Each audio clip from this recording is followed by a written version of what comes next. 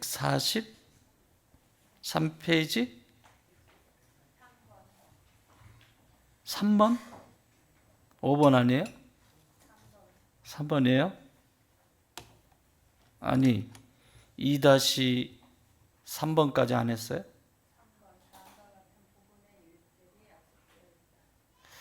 두 개 아는 것 같은데 내가 했어요? 아, 그랬어요? 그래도 하고 갈 거예요. 자, 그리스도인이 된다고 하는 것은, 성도로 살아간다라고 하는 것은, 글쎄요, 이게 바꿀 수 있는 일이 아닌데, 사실은 지금 오늘 이 시대를 보면 너무너무 안타까움들이 있어요. 우리가 회심이라는 게 있고 회개라는 게 있잖아요. 우리 이제 이 뒤에서 이제 공부를 하게 돼요. 27과에서 회심이 있고 컨버전, 그리고 28과에서 회개가 있습니다. 리펜던시. 두 개는 비슷한 것 같지만 사실은 성격이 좀 달라요. 그 회심이라고 하는 것은 뭐라 할까? 목적, 가치가 완전히 달라지는 거예요. 내가 지금까지 살아왔던 삶의 방식에서 예수님을 딱 만나고 나니까 내 인생의 목적이 어디에 있어야 하는지, 내 가치를 어디 두고 살아야 되는지가 명확해지는 것이 회심이에요. 근데 중요한 건 이 회심은 구원과 연결이 되어 있어요.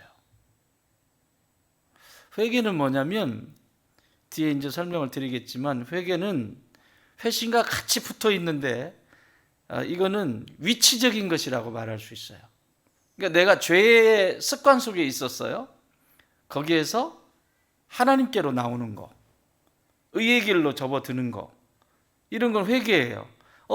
이거 잘못했네. 또 이 회개도 또 이제 중요해요. 또 회개도 마음속으로 하면, 그래 나 잘못했어요, 하나님 죄송해요, 끝. 그건 회개가 아니에요. 후회와 회개는 또 달라요. 복잡하다, 그치?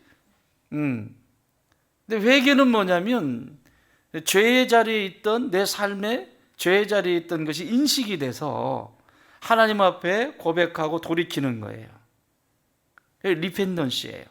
그리고 그것을 사람에게 잘못한 일이 있으면 사람에게 추어탕 사고, 갈비탕 사고, 좀 올라갔네, 칼국수 사고, 뭔가 풀어야 돼요. 푸는 것까지 해야 끝이 나게 돼 있어요, 회개는. 아시겠죠? 뭐 이렇게 안 하고 싶어?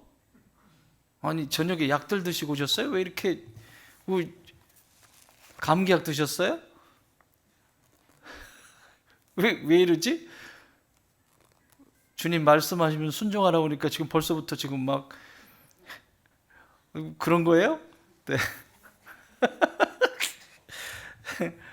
성도, 내가 그리스도인이 된다고 하는 것은 회심으로부터 시작이 돼요. 그러니까 왜 이 시대에 성도들이 성장이 없고 교회는 다니는데 힘이 없냐면 회심의 경험이 없기 때문에 그래요. 회심은 역사가 바뀌는 날입니다. 회심한 사람의 특징은 과거의 삶, 내가 이전에 내가 예수님을 딱 만났어. 오늘 내가 예수님을 만났어요. 그냥 길 지나가다가 예수 믿으셔야 천국 갑니다. 그러니까 뭐 복음 전하고, 그리고 저를 따라하세요. 그래서 영접 기도까지 했어요. 예, 물론 시작일 수 있습니다. 진정한 구원은 내 안에서 회심이 일어났을 때 가능한 일이에요. 그 예수님이 나의 이 형편없는 나를 위해서 그와 같이 이와 같이 하나님이 하신 이 일들이 사실로 내 안에 믿어지는 거죠. 그래서 삶의 목적과 가치와 방향이 완전히 바뀌어 달라지는 거예요. 생각하는 것이, 물론 삶이 어제 이렇게 하다가 확 뭔가 이렇게 내 눈으로 확연하게 드러나지 않을 수는 있지만, 생각 자체가, 내가 가지고 있었던 가치 그 자체가 하나님께로 향하게 돼 있어요. 이게 회심이에요. 컨버전이에요. 컨버전. 함께 같이 보고 있다는 거예요. 함께 같이 보고 있는 그 어떤 영역을 같이 보고 있는 걸 회심이라고 그래요. 여러분, 우리 친구라고 하는 말 하죠? 친구. 한자로 친자가 무슨 친자예요? 예수님께서 이제 너는 내 종이 아니다. 그럼 너는 뭐라? 내 친구다. 친구. 이제부터. 이젠 종이 아니라 내 친구다. 우리 집사님이세요? 권사님이세요? 아유, 예, 반갑습니다. 예, 반갑습니다. 박수도 한번 쳐주고 그래. 이런 뜻도 한 번씩 받아봐야죠, 그죠? 자, 너를 이제 내가 종이라 하지 않고 친구라 하겠다. 친구는 뭐냐면 같은 곳을 보고 있는 존재라는 얘기예요. 친구는 같은 곳을 보고 있고 같은 생각을 하고 같은 뜻을 가지고 함께 가는 그 자체를 친구라고 해요. 그래서 한자에도, 자 보세요, 한자 공부 하나 합시다. 친자, 친할 친자. 자, 나무목이 있습니다. 밑에 나무목. 나무목 위에 뭐가 있죠? 설립자가 있습니다. 설립. 서다라고 하는 설립.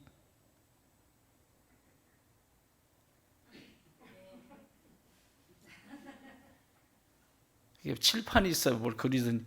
나무가 있는데 위에 설립자가 있어요. 나무 위에 올라간 상태를 얘기하는 겁니다. 나무 위에 올라가 보셨어요?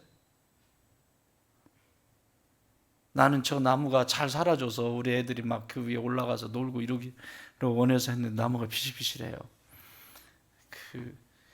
그 트리하우스를 지어주는 게 내 꿈이었는데 저 나무가 영 시원찮네. 거기서 떨어져가지고 팔도 부러지고 이래야 애들이 크는 거예요. 못 올라가게 그냥 부모들이 다친다 올라가지만, 지 몸은 지가 알아서 더 방어를 해요. 그래도 다쳤으면 좀 싫어하는 거고. 어쨌든 나무 위에 서 올라갔다는 거예요. 여러분, 나무 위에 올라가면 잘 보입니다.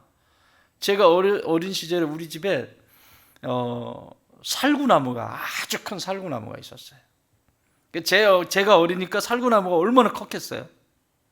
그리고 이런 살구나무가 아니에요. 농부가 농사를 짓기 위해서, 과수원에서 농사 짓기 위해서는 그런 살구나무, 낮게 키우는 살구나무가 아니라 심어 놓으면 그냥 위로 그냥 쭉쭉 뻗어가지고 크는 살구나무예요. 아시죠? 뭔 나무인지. 몰라도 그냥 크다 그래.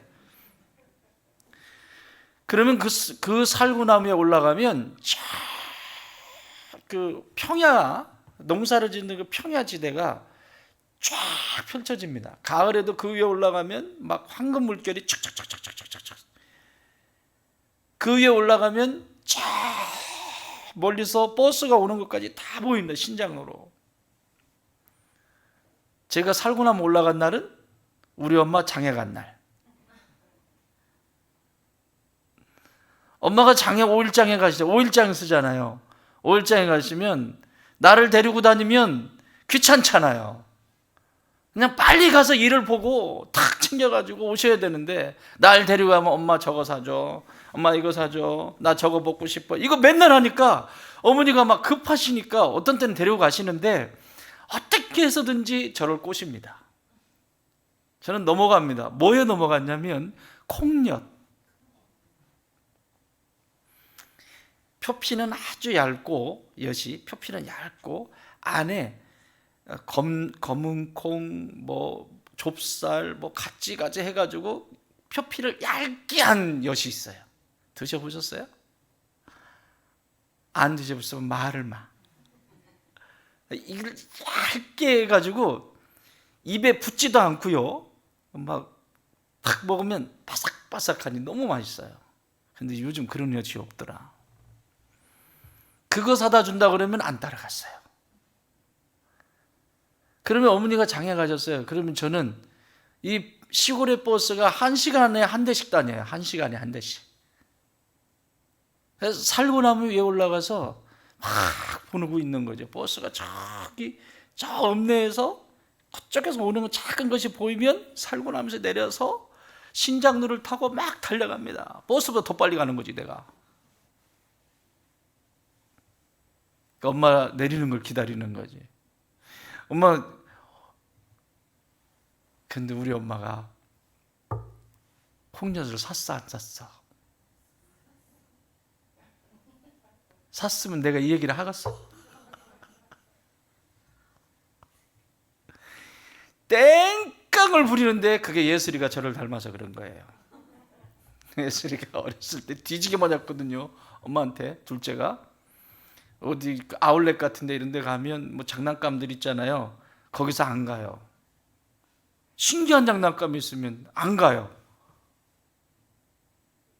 그거 지금 사달라는 거예요. 뒤지게 맞았죠. 근데 그게 저를 닮아서 그런 거예요. 어디 가겠어요? 바닥에 뒹구는 겁니다. 그 흙먼지 있는 데서 안 사왔다고 막 난리를 치는 거죠. 난리를 치는 거예요. 그러면서 어머니 하시는 말, 오늘 콩력전 사.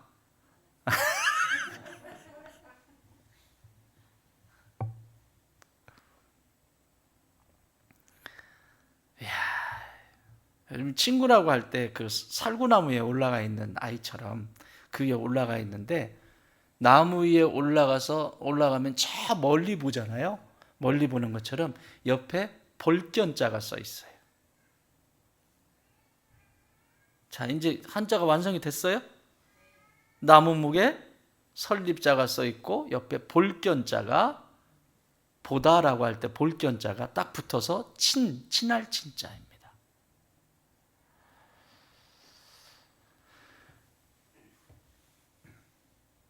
회심은 뭐냐면 예수님하고 같이 나무 위에 올라가서 함께 꿈을 꾸고 함께 바라보고, 그 상태가 회심이 없이는 불가능해요. 나중에 또 설명드릴게요. 성도는 누구냐? 그리스도는 누구냐? 여기서부터 시작이 되는 거예요.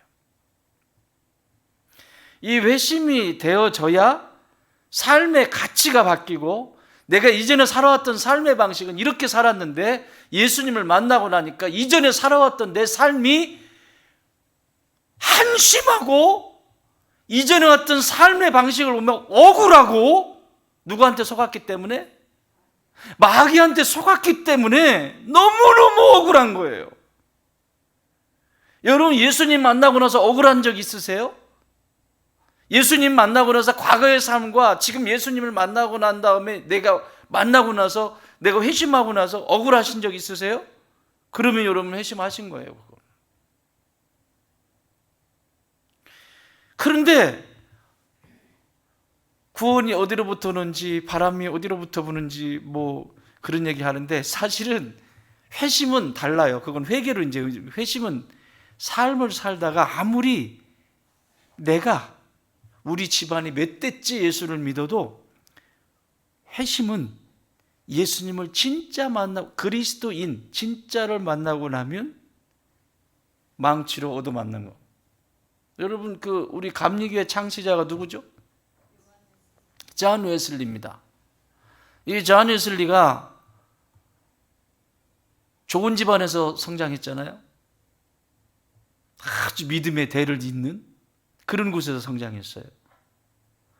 그런데 배를 타고 건너가는데 모라비안 교도들이죠. 이단들이죠. 모라비안 교도들이 배가 이제 침몰 위기에 이르렀습니다. 지금처럼 이 배가 이렇게 크지 않고요. 뭐 조금만 뭐 풍랑이 일거나 그러면 위험했잖아요, 옛날에는. 배가 거의 이제 침몰 위기에 이르르고 계속해서 이런 죽음의 이제 위험 앞에 서게 됩니다. 계속해서 죽음의 위험 앞에 딱 서게 되는데, 모라비안 교도들은 그때 그런 상황 속에서 기도하는 거예요. 아주 밝은 얼굴로, 너무너무 평안한 얼굴로 여기서 죽어도 괜찮다라고 하는 그런 평안한 얼굴로 기도하고 있는 거예요. 찬양까지 부르고. 존 웨슬리가 자기는 예수 믿는 사람인데, 하나님의 자녀인데 자기는 덜덜덜덜 떨고 있고, 이게 뭐지? 이게 뭐지?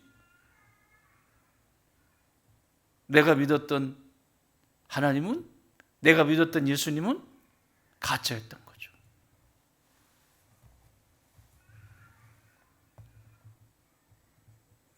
이 회심은 죽음까지도 연결이 돼요. 존 웨슬리가 여기서 다시 회심의 역사가 일어납니다. 이건 회개가 아니라 회심이라고 하는 거예요. 회심. 회심. 내가 주의 나라를 위해서 예수님과 함께 죽는다. 어디서든지 죽는다. 함께 죽고 함께 산다라고 하는 이 분명한 회심이 있고 난 다음에 이 땅에 감리교가 시작이 되지 않았습니까? 1800년경에 19세기. 여러분, 회심은 이렇게 중요합니다. 그리스도인이 된다는 것은, 우리가 지금 그리스도인에 대해서 배우잖아요. 그리스도인이 된다는 것은 교회에 왔다 갔다 하는 것이 아니라 그건 당연한 거고, 우리가 왜 본질적인 것이 있고 본질적이지 않은 것이 있잖아요.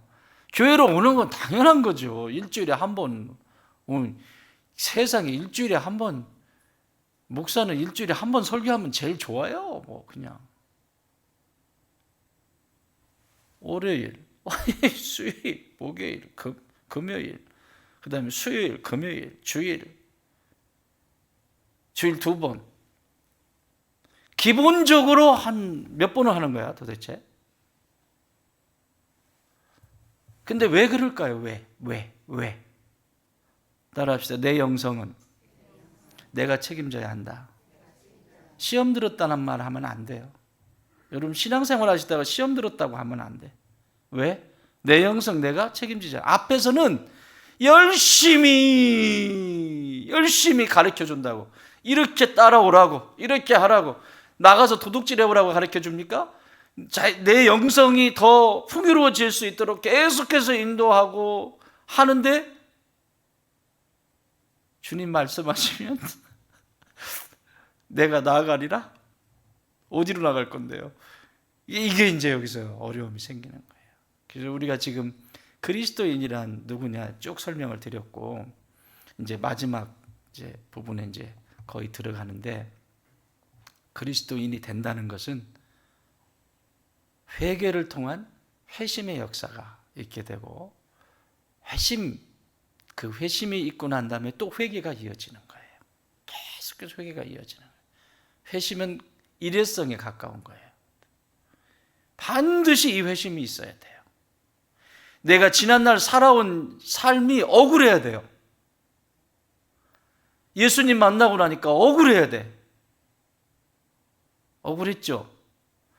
내가 이 좋은 예수님을 못 만나가지고 맨날 부부싸움하고 맨날 머리 찾고 막 이거 하고 이랬는데, 내가 예수님을 만나니까 이게 달라지는 거예요. 지난 주일에 제가 말씀드렸잖아요. 매일매일 월요일부터 토요일까지 싸우는 부부 얘기했잖아요. 안 했나? 내가 어디서 얘기했지? 월요일부터 토요일까지 맨날 싸우는 거예요. 그러니까 옆집에 사는 사람이 옆집 아파트에 옆집에 사는 사람이 너무 시끄러운 거예요. 진짜 이사 가고 싶은 거예요. 맨날 싸우니까 막 욕해 제끼고 막. 그런데 주일만 되면 이 부부가 성경책을 딱 들고 가는 거예요.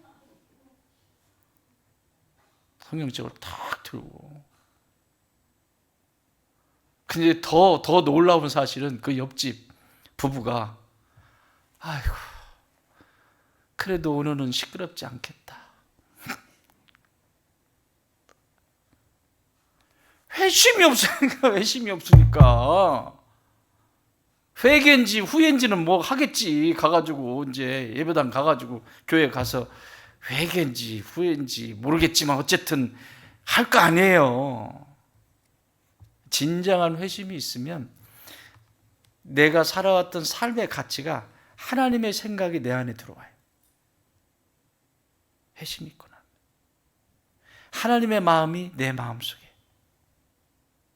하나님이 하고 싶은 것이 내가 저절로 가고 있어. 거기. 이게 회심한 사람들의 모습이에요. 여러분, 이 세상에 교회가 왜 시끄러우냐면 회심이 없기 때문에 그래요. 오늘 회심 시간 아닌데 왜 회심 얘기를 하지? 다음 과에서 배워요. 이 세상에 지금 교회들이 시끄럽잖아요. 진정한 회심을 한 자가 목사냐 장로냐 이런 게 중요한 게 아니라 너 회심했니? 너 그것을 위해서 죽을 수 있니?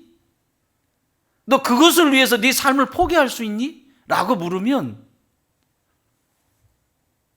겉으로는 할 수 있죠. 그런데 속에서는 이것도 안 되고 저것도 안 되고 안 되는 게 너무 많지? 그래서 그리스도의 제자로, 그리스도인으로 살아가는 것이 버거운 거예요. 버겁다라고 하는 표현이 맞는 거예요. 왜? 진정한 회심이 있으면 버거운 게 아니라 그 길을 걸어가면서 부어주시는 하늘의 소망이 있어요. 그게 그리스도인이에요. 여러분, 여행을 하시잖아요. 여행을 하시죠. 여행을 하시면 여행이 되게 힘듭니다. 요번에 휴가 때 좀 어디 다녀오신 분들, 그 집 떠나가지고 개고생하신 분들 손 들어봐요. 없어요? 너무 편했나요? 집 떠나서 개고생했어요? 그렇다고 전사님이 이렇게 손을 들으면 저기서 사모님이 이제 보고 계시는데 집 떠나서 여러분, 집을 떠나서 고생을 하면 어디를 가고 싶죠? 더 놀고 싶어요? 빨리 집에 가고 싶잖아요. 집에 가서 쉬고 싶잖아요. 집에 가서. 똑같아요. 영적인 여정도. 우리는 지금 여행 중에 있거든요. 여행 중인데 여행 중에 너무 재밌으면 천국에 소망이 있을까요? 없을까요? 빨리 얘기해봐요. 천국에 소망이 있을까요? 없을까요? 그러니까 그리스도의 정체성을 잃어버리고 사는 거예요. 그래서 하나님은 적당하게 우리에게 연단이라는 걸 주시는 거예요. 왜? 본향을 그리워할 수 있도록. 그런데 적당한 시험 받을 만큼 하나님은 주셨는데 죄송해요. 설교하는데 지가 지랄이야. 왜 하필이면 나냐고. 김집사도 있는데. 아니 왜 내가 나처럼 살아보라고 하세요, 하나님. 근데 쟤 있는데 왜 쟤한테는 안 하고 왜 나한테 그러냐. 아니 난 너한테 관심이 있다. 너 소망이 있니? 나에게 소망을 두고 있니? 내가 있는 이 천국에 소망을 두고 있니? 이거 물으시는 거거든요. 그리스도인의 모습이에요. 여행이 힘들면 힘들수록 집에 대한 그리움이 커지는 것처럼 내가 신앙의 여정을 걸어가면서 회심한 후에 걸어가면서 고난이 있고 어려움이 찾아오고 하면 할수록 천국의 소망에 대한 갈망이 우리 안에 생기잖아요. 그렇죠? 이게 정상적인 그리스도인의 모습이에요. 그런데 고난을 딱 줬어? 연단을 할 수 있는 딱 줬어? 2개밖에 없냐? 교회가 2개밖에 없냐? 아이고, 이거 별거 없냐? 말도 제대로 못해. 안 그러면 되냐? 마이씨. 이거 어떡할 거예요, 이거 어떡할 거예요, 이걸 거짓신앙이라고 그래요. 거지도 아니고 거짓신앙. 아니, 나를 좀 보라고, 예수님이 당신을 보라고 주시는 그것을 자꾸, 그래서요, 이 세상에서요, 편안하고 아무 문제도 없고 애들도 쭉쭉 잘 크고 주변에 문제 없고, 그때는 뭐 하는 시간이라고 그랬어요? 근데 저축 해 안 해? 아무 문제가 없을 때는 내가 믿음의 신앙의 여정 속에 기도로 저축하는 시간이에요. 그런데 편안하니까 무릎을 안 꿇어 또. 그러니까 하나님이 또 적당하게 또 연단을 주셔. 그랬더니 또 나만 갖고 그런다고 또 막 그냥 얘는 그러면 어디다 써먹어야 돼요 도대체 얘를? 응? 얘를 어떻게? 두 번째는 그리스도인이라고 할 때 그리스도인은 하나님의 나라의 역사를 같이 쓰고 싶어 하세요. 회심을 한 하나님의 사람 그리스도인들은 혼자가 아니라 하나님이 같이 그 길을 걸어가면서 역사를 쓰기를 해요. 자, 여호와 이래. 여호와 이래. 어떻게 생긴 이름이에요 그거? 여호와께서 준비하시래. 누구의 고백이에요? 아브라함의 고백이잖아요. 창세기 22장에 아브라함의 고백이잖아요. 여러분, 그 고백이 나오기까지 하나님이 하신 하나님의 열심을 아세요? 아브라함이 있던 게 아니라 그 한마디 들으려고, 그 믿음의 고백 그 한마디 들으시려고 아브라함을 75세에 부르셔가지고 100세를 지나서 30년 40년을 기다리시면서 함께 동행하신다고요. 저와 여러분에게도 지금 하나님이 그렇게 하고 계세요. 지금 그 한 고백 듣고 싶으신 거야. 역사, 여호와 이레라고 하는, 여호와께서 준비하신다라고 하는 이 신앙의 고백 한마디를 듣고 싶어 하시는 거예요. 그게 하늘의 역사가 되거든요. 여호와 삼마. 다윗은 뭐라고 그래요? 여호와 삼마는 어디서 나온 말이에요? 삼거리에서? 에스겔서에 나오잖아요. 에스겔은 뭐예요? 소망이 없는 이스라엘. 소망이 없는 그 이스라엘. 그 소망이 여호와께서 여기 계신다. 여기. 소망이 없다고? 하나님이 여전히 우리 가운데 계시다는 거예요. 이 고백을 받고 싶으신 거예요. 여호와 로이.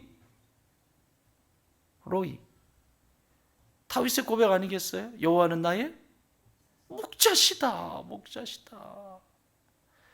양이, 목자가 없는 양은 이건 있을 수 없어요. 이거는 그냥 갑니다. 광야에서 목자가 없는 양은 이거는 죽는 거예요, 그냥. 그런데 내 인생의 광야 속에서 사울의 눈을 피해서 그 광야길, 험난한 광야길을 걸어가고 수없이 어려움을 겪어내면서도 하나님은 나와 늘 함께 계셨고 나를 늘 돌봐주셨고 나를 늘 지켜주셨고 나의 가장 선한 것을 베풀어 주셨고 시마다 때마다 먹을 것을 주시고 입혀주시고 채워주시고 나를 돌보신 분, 여호와는 나의 목자가 되십니다. 그래서 내 삶은 전혀 부족한 것이 없습니다. 이게 그리스도인이에요. 그리스도인은 그리스도를 따라가는 사람들을 그리스도라고 그래요. 그리스도에 대해서 설명했으니까 예수님을 따라가는 존재들을 그리스도인이라고 말합니다. 그러면 예수님이 배우라고 그렇게 말씀 여러 번 안 하시거든요. 예수님이 자기에게 배우래요. 사도 바울도 배우라고 얘기하죠. 근데 예수님이 나에게 배워라, 노골적으로 나에게 배워라 라고 말씀하셨죠. 뭐 배우라고 그랬어요? 따끈따끈하다. 온유와 겸손이에요. 네 마음이 지금 편치가 않아. 네 마음이 왜 그렇게 복잡하니? 인생이 왜 그렇게 사니? 아니, 네 안에 온유한 마음이 없어서 그래. 네 안에 겸손한 마음이 없어서 그래. 자, 그러면 질문 드릴게요. 온유는 뭐예요? 아이고 똑똑해. 아주 그냥 시험 보면 그냥 A+ 나올 것 같아. 잘 길들여진 상태지. 막 거친 말이, 거친 사람이 하나님의 말씀 앞에 잘 길들여진 상태. 이 온유와 겸손이라고 하는 이 두 단어는, 온유라고 하는 것은 하늘을 향해 있어요. 하나님, 오늘 찬양을 우리 전수사님 아주 그냥 찬양 선곡을 어떻게 이렇게 멋있게 했어. 오늘 온유는 하늘을 향해 있는 거예요. 하나님과의 관계예요. 하나님과의 관계. 하나님이 쓰시려고 할 때 길들여지지 않으면 쓰실 수 있어요, 없어요? 없어요. 하나님은 이렇게 A라고 말씀하시는데 나는 A 싫은데요. A 싫어요. 거기서 한술 더 뜨죠. 나는 A 싫어요. 그래서 A, C예요. 무슨 말인지 못 알아듣네. 다른 걸 자꾸 뒤로 대는 거예요. 자, 그럼 무슨 현상이 일어나냐면 하나님과의 나의 관계 속에서 풍성하게 하시는 것이, 내가 온유한 자, 길들여져 있을 때 하나님이 말씀하시면 그 말씀을 크게 듣는 거예요. 아무리 작게 말씀하셔도 크게 들을 수 있는 메가폰의 귀를 가지고 있는 사람. 그게 누구죠?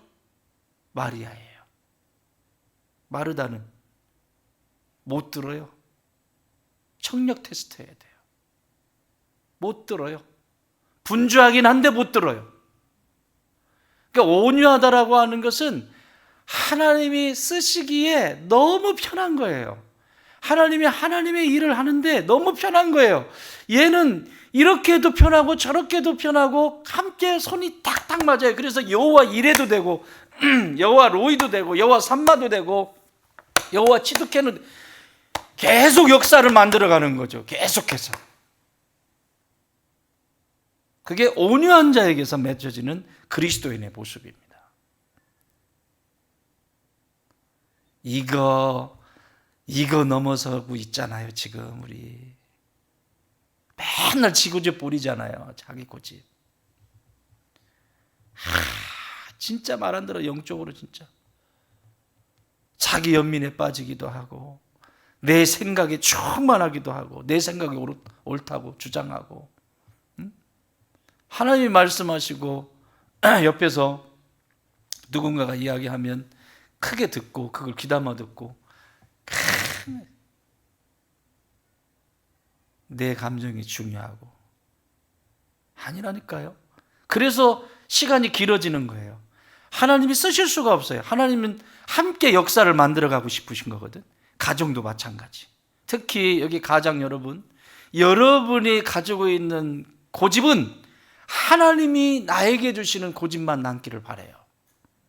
쓸데없는 고집 가지고 그냥 쓸데없는 고집들 가지고. 왜 재진 안 데리고 왔어? 이런 날 데리고 와야지. 그러니까 이제 데리고 와. 다음 주에는 꼭 데리고 와. 내가 그냥 아주 그냥 닭을 잡아놓을 테니까. 온유는 하늘과 연결이 되어 있는 거예요. 그러면 겸손은, 힌트 줬잖아. 온유는 하늘과 연결이 된 거라고. 겸손은 땅과 연결이 되어 있어요. 다시 말하면 사람과 연결이 되어 있는 거예요. 예수님이 이 두 가지를 나에게 가르치기를 원하시는 거예요. 내가 그리스도인이 된다는 것은 예수님께 배우는 존재인데, 예수님이 복음서를 읽으면서 예수님이 기적을 안진뱅이를 일으켰으니까 배워야 되니까 일어나 봐. 예수님이 나한테 가르쳐 준 거니까 일어나 봐. 눈이 열릴지어다. 시원하네 시원대 여러분 막 하면서 그것만 되는 게 아니라, 진짜 예수님이 가르쳐 주고 싶으신 것은 모든 이 땅에 예수님을 닮아가는 그리스도인들이 온유한 자가 되었으면 좋겠다. 하나님 앞에서 절대적으로 말씀 앞에서 순종하는 존재. 그 말씀 앞에서 어떤 것이라도 그것을 감당, 그게 십자가 아닙니까? 어떤 것이라도 하나님이 말씀하신 것이면 내 생각이 중요한 게 아니라 내가 알고 있는 것. 그러니까 예수님이 인간 예수께서 마지막 고뇌하시잖아요. 할 수만 있다면 이 잔을 좀 치워달라고. 꼭 이 방법이어야 됩니까? 여러분, 우리가 이 십자가를 쳐다보고 있어서 그렇지 십자가는 있을 수 없는 일이에요. 인간에게는. 인간이 당할 수 있는 그게 아니에요. 저거는. 아시잖아요. 예수님이 그걸. 인간 예수로서 고뇌하시잖아요. 꼭 이 방법이어야 되냐고. 아무 말씀 안 하세요. 아버지께서. 그 길 가시잖아요. 그 길 가시잖아요. 그게 온유한 자예요. 그 길이 온유한 자라고. 아버지께서 가라오면 그 길을 쭉 하는 말씀이 임했기 때문에 그 방법밖에 없는 거예요. 쭉. 사랑하는 여러분, 나는 우리 좋은 땅의 모든 그리스도인들이 온유한 자가 되길 바랍니다. 땅은 겸손이라고 그랬죠. 여러분, 교만한 사람 좋아해요? 무슨 얘기만 하면 지 잘난 척하고, 무슨 얘기만 하면 지 모르는 게 없어요. 그냥 아주 알지도 못하면서. 여러분, 그분들하고 막 사이좋게 아주 그냥 하고 싶죠? 아니에요? 그런데 이런 사람이 있어요. 따라합시다. 알아도 모르는 척. 여러분, 알아도 그냥 모르는 척 하세요. 그냥 알아. 나도 알아. 그런데 제가 해보니까요, 모르는 척 하니까 진짜 잘 도와주더라고. 어디 가잖아요. 그냥 어리버리 하는 게 제일 좋아요. 그냥 알아. 저 사람이 어떻게 할지까지 알아. 그런데 제가 어떻게 알겠어요? 이 분야에 대해서 제가 어떻게 알겠어요? 선생님이 제일이시죠. 좋아가지고 막 그냥 덤부링 하면서 막 도와주려고 그거 받아 먹어요. 왜? 그 전문가 영역에 가가지고 왜 잘난 척 하냐고. 자기가 이만큼 많은 거 가지고. 응? 그러니까 쳐맞지.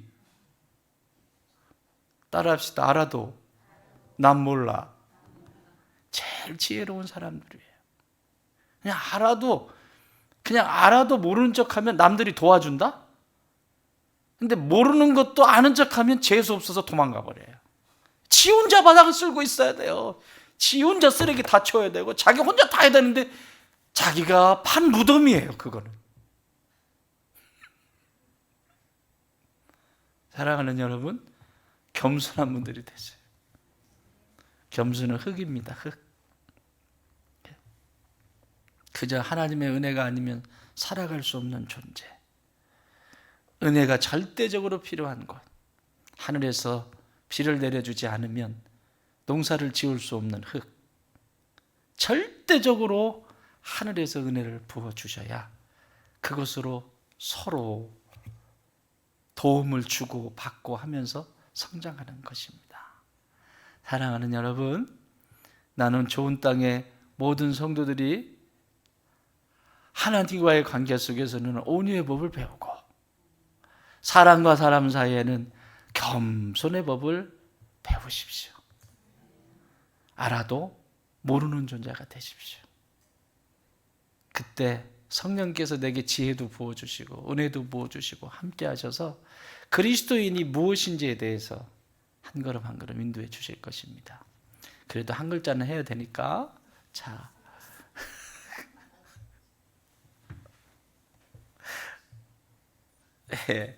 143페이지 다음과 이거는 집에 가서 읽어보셔도 돼요. 다음과 같은 복음의 유익들을 그리스도인들에게 약속하셨다.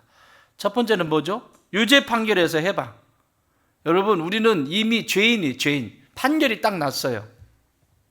아담과 하와가 범죄하는 순간 모든 인간은 그럼 이런 질문을 하죠. 아니, 아담과 하와가 죄를 졌으면 그때 쓸어버리고 그냥 끝내버리지. 왜 하나님은 남겨둬가지고 지금까지도 계속 태어나고 또 죽고 태어나고 죽고 왜 이렇게 만들어놔? 그게 하나님의 속성이에요. 하나님의 속성. 하나님은 생명이기 때문에 생명의 문을 여셨으면 생명의 문을 닫을 때까지 그 닫는 것도 소관 하나님의 영역이에요. 생명은 계속 태어나게 돼 있어요. 계속 이 세상에. 근데 문제는 인간이 죄를 지었잖아요. 근데 그 죄의 문제를 해결하시기 위해서 예수님이 오신 거 아니겠어요? 그러니까 계속해서 우리 안에 있는 이 죄성이 유죄 판결 받은 이 죄를 예수 그리스도께서 무죄, 그러니까 내 모습을 보는 게 아니라 이런 거예요. 빨간색이잖아 이게 예수님이야. 하나님이 심판을 하시려고 저를 딱 봐요. 이야, 이 자식 견적 수도 없이 나오는구나. 이거 어떡하냐 이거. 그런데 예수님이 딱 위에서 덮어, 하늘에서 보시는데 딱 덮었어요. 내가 보여요 안 보여요? 안 보인다고 해. 보여요 안 보여요? 하나님이 심판하실 때 내가 보이는 것이 아니라 예수님이 보이는 거예요. 예수님이 살찌고 피 흘리신 그 예수님의 그 사랑이 나를 덮고 있는 거라고요. 할렐루야. 그러니까 나의 구원은 나의 의가 아니라 예수 공로 의지하여, 예수님이 아니면 이건 아무리 내가 여기서 잘난 척해도 하나님이 보실 때는 심판감이에요. 유죄라고, 유죄. 그걸 예수님이, 그래서 그리스도인인 거예요. 이렇게 우리에게 주신 유익이라고. 나를 보시는 게 아니라 누구를 보신다? 예수님을 보시는 거예요. 예수님을 심판하시려고 하는데 예수님, 예수의 생명 있는 사람 예수님. 십자가 그늘 아래 나 쉬기 원하네. 십자가, 그 십자가가 나를 구원하셨습니다. 아멘. 그래서 너는 이렇게 보시고 무죄. 그리스도인은 무죄 판결받은 존재들이에요. 아멘. 무죄, 유죄. 예수님 만나기 전에 번호 써 있어요. 여기서 남바가 붙어 있었다니까. 남바가, 죄수 남바가. 예수님께서 옷을 갈아입혀 주셨어요. 의의 새 옷으로. 죄수복을 입고 사는 그 인생이었는데 그 인생의 옷을 벗기시고 의의 옷을, 새로운 옷을 입혀주셨다고. 예수 그리스도의 의의 옷을 입혀주셨다고. 그래서 죄수 남바가 하나님이 보실 때 안 보이는 거예요. 예수님이 저기 테일러에 가가지고 옷 깨끗하게 맞춰가지고 이렇게 입혀주셨다니까. 안 믿네? 입혀주셨다니까요, 새 옷을. 그래서 무죄인 거예요. 내 힘이 아니에요. 두 번째는 의롭다 하셨어요. 의롭다고 하셨어요. 의로움은 나에게서 있는 거예요? 예수님께 있는 거예요? 예수님께 있는 거예요. 의라고 하는 것은 나에게 있는 것이 아니에요. 단순히 그냥 세상에 사는데 삶에 다른 사람들보다 도둑질 덜하고 거짓말 덜하고 그게 의가 아니라고요. 그거는 하나님의 심판의 대상이 아니라, 이것은, 이 의는 뭐냐면 하나님을 완전히 떠났던 인생이 하나님께로 돌아온 것을 의라고 말한다고. 말씀에서 떠난 인생이 말씀으로 돌아온 것을 말한다고. 그걸 의라고 말한다고요. 의인의 길은 여호와께서 인정하세요. 그러나 악인의 길은 망한다. 그렇게 얘기하시잖아요. 3번은 뭘로 주세요? 또 유익, 우리에게 주시는 유익, 성령을 선물로 주십니다. 성령. 여기 고린도전서 2장 12절로 되어 있는데 제가 찾아보니까 잘못됐어요. 사도행전 2장 38절로 고쳐주세요. 쭉쭉 긋고 사도행전 2장 38절로 고쳐주세요. 성령을 선물로 주세요. 성령을. 뭐 하면? 죄 회개하면 죄 사함 받고 성령을 선물로 받으라. 여러분, 성령을 받으려면 반드시 거쳐야 되는 것이 뭐냐면, 우리 성령론 했잖아요, 앞에. 제일 중요한 게 뭐죠? 성령 받으려면 회개. 회개 없이 성령이 임하실 수가 없어요. 왜냐하면 성령 거룩한 분이시거든요. 그 거룩한 분이 내 안에 들어오시는데 더러운 데 들어오실 수가 있어요? 그래서 반드시 성령께서 내 안에 오시려면 회개부터 해야 되는 거예요. 죄사함 받고 성령을 받으라. 여러분, 내 안에 성령님이 오시면 어때요? 아까 온유라고 하는 것도 내 힘으로 돼요? 성령님은 누구세요? 예수 그리스도의 영이세요. 성령님은 예수님의 영이세요? 아버지의 영이세요. 예수님의 영이니까, 육체를 가진 예수님이 아니라 예수 그리스도의 영이니까 내 안에 온유를 어떻게 온유한 존재로 살아가야 되는지 그분이 잘 가르쳐 주시겠죠. 내가 어떻게 겸손하게 살아가야 되는지 성령께서 잘 가르쳐 주시겠죠. 그래서 성령을 받아야 돼요. 아멘. 자, 그 다음에 네 번째는 영생을 주세요. 자, 우리의 인생은 일생입니다. 일생. 자, 한일자를 그려볼까요? 여기서부터 태어나서 찍 가서 여기서 죽는 자리야. 끝. 이걸 일생이라고 합니다. 일.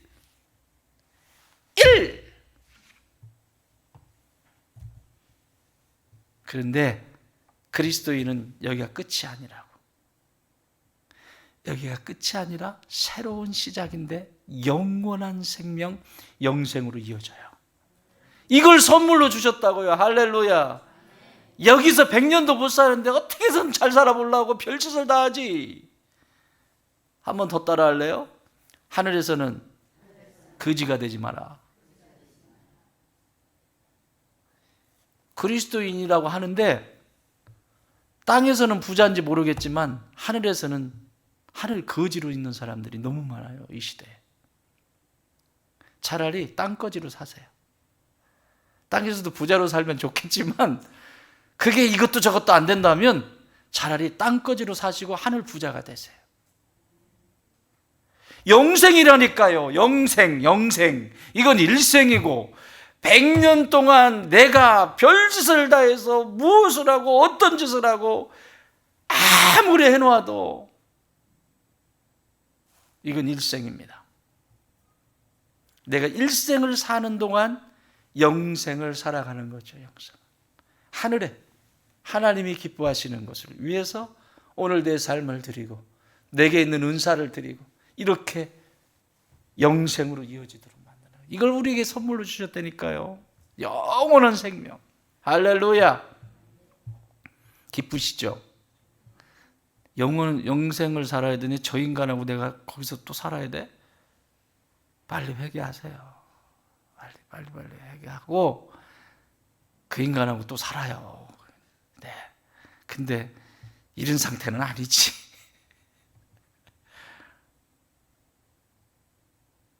그렇잖아요. 여러분의 모습이 가장 제일 좋은 컨디션으로 부활이 됩니다. 지금의 모습도 아름답지만 그때는 가장 아름다운 모습으로 부활의 몸으로 바뀝니다. 저기 성형외과 가가지고 손대지 않도록 다 너무 손대지 마. 예수님이 못 알아봐 나중에. 하도 손대놔가지고 너 보낼 때 그렇게 안 보냈는데 너 맞냐? 너 맞아? 나 그렇게 안 보내. 너 왜 이래? 뭔 일이 있었던 거야? 요즘은 예수님이 성형외과에 관심이 많으시더라고요. 거기 어디 성형외과냐? 아니에요. 하늘의 부자가 되십시오. 그게 영생을 사는 자의 기쁨입니다.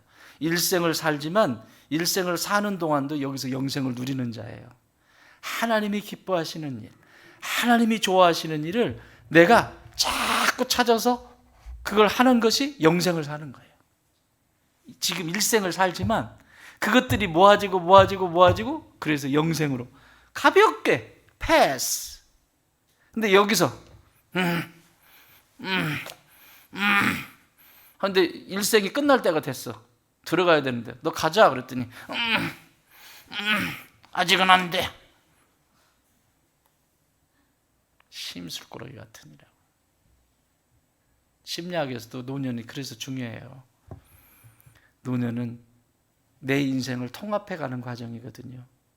노년이 되면 자꾸 움켜쥐지 마세요. 자꾸 주고 풀어주고. 우리 아이들도 자, 어른들은 입 열지 말고 뭐 열어라? 아니 옛날에는 잘 열더니 요즘 안 여네. 좀 경기가 힘드세요? 아니 왜 주둥이를 여냐고. 왜 아이들한테. 이게 머리가 뭐냐 이 새끼야. 이 옷은 왜 이렇게 입고 아니 제발 어른들 제발 주둥이 열지 마시고 지갑을 열어주세요. 야 집사님이 아이스크림 쏠게. 권사님이 피자 날릴게. 이런 거 하라고. 이런 거 하면 안 한다. 어떡하지? 요즘 가게가 힘든가 봐요.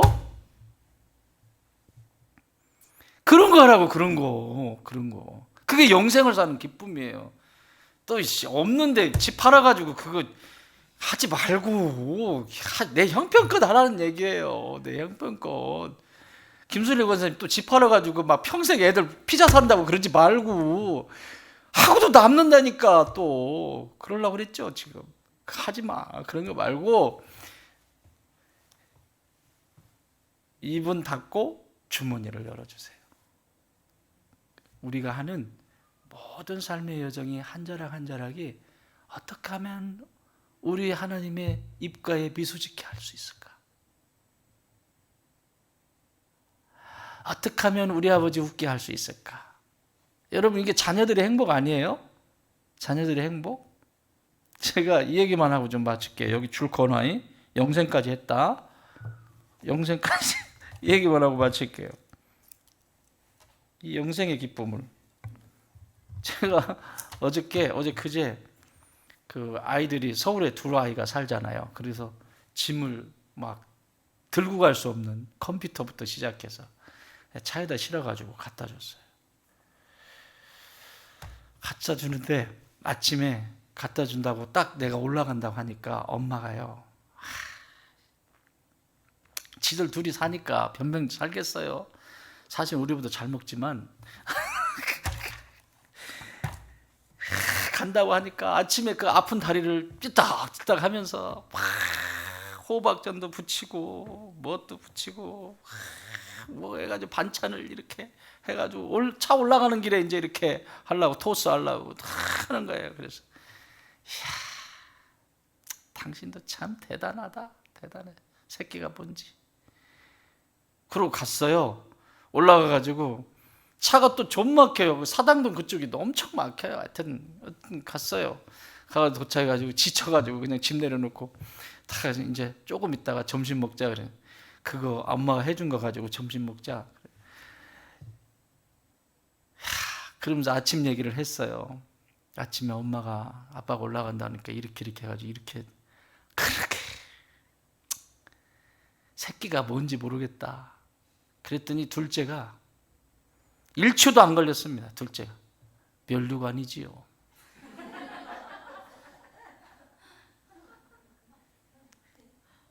그래 면류관 좋지. 그랬더니 두 번째 말을 합니다. 가시면류관. 세 번째 말을 합니다. 영광스러우면서도 힘든 길.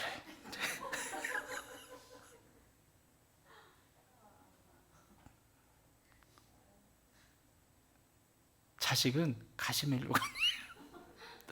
내가 정의를 바로 얻어가지고 왔어. 자식은 면류관인데 가시면류관이구나. 근데 가시면류관인데 영광이 있구나.